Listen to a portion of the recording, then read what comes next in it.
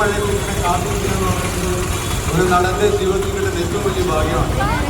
അത് എനിക്ക് കവിതയോടുള്ള സ്നേഹമായിട്ട് ഞാൻ കാണുന്നു. ഒരുപാട് നന്ദി. ഞാൻ മഞ്ചേരിയിൽ ഇപ്പോൾ എൻ്റെ ഓർമ്മശരിയാണെങ്കിൽ 7-8 വർഷം കഴിഞ്ഞിട്ടാണ് ഇങ്ങനെ ഒരു പരിപാടിയായിട്ട് വരുന്നത്. അത് കവിതയായിട്ട് വരാൻ പറ്റിയത് ഒരുപാട്